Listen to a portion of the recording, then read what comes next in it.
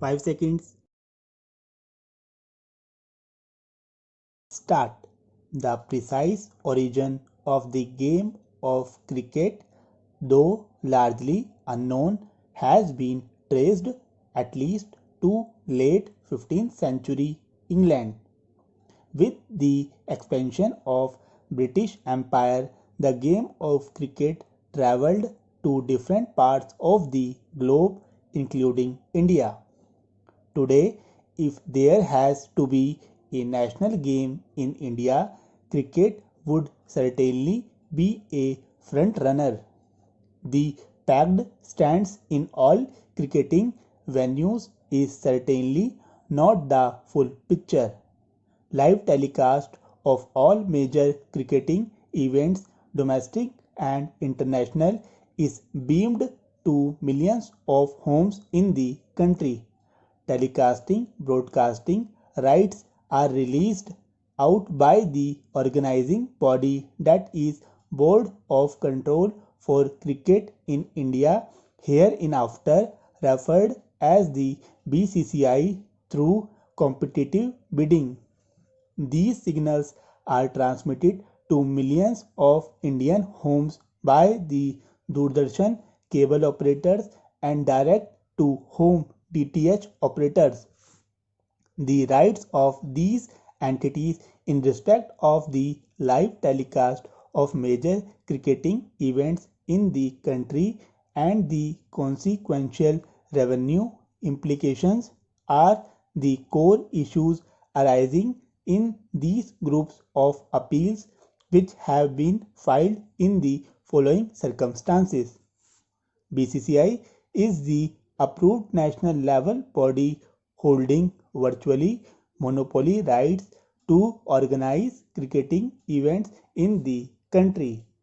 Grant of telecasting rights of these events is therefore a major source of revenue for the BCCI.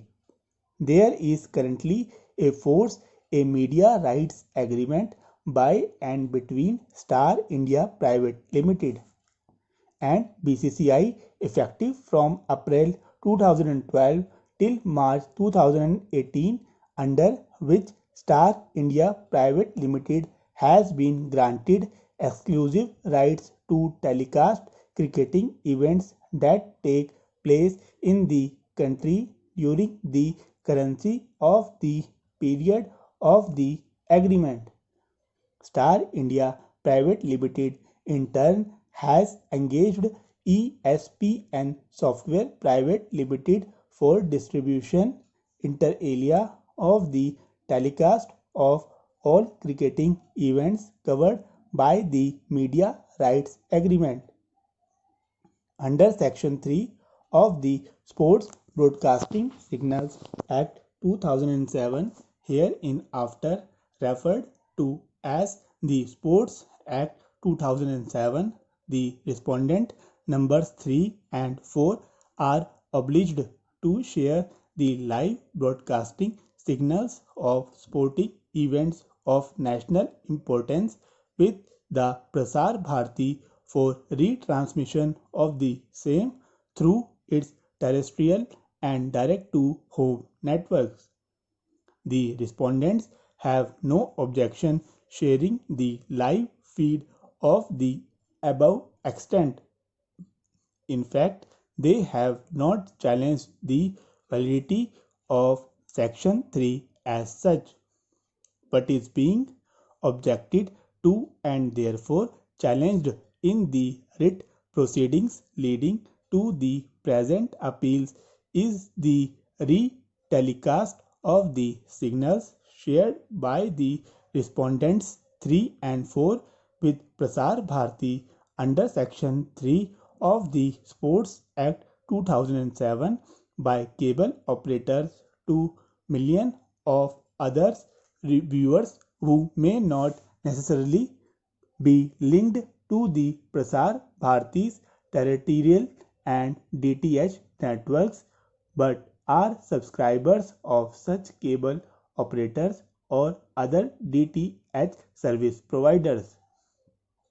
Such retelecast of the signals received by the Prasar Bharati under Section 3 of the Sports Act 2007 by the cable operators flow from the operation of Section 8 of the Cable Television Networks Act 1995, which provision has been perceived to require cable operators to mandatorily carry in their cable service such Doordarshan channels that may be notified by the central government under the said Section 8 of the Cable Act.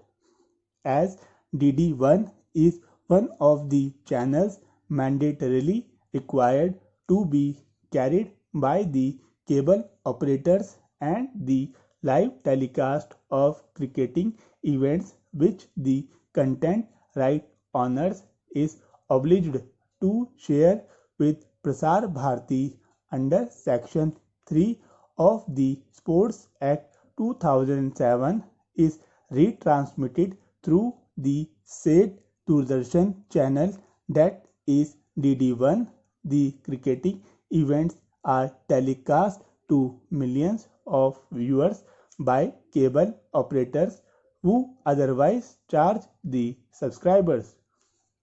By virtue of the aforesaid arrangement, cable operators do not have to subscribe to the specific sports channels of the respondents, as they are getting the live feed of cricketing events free of cost.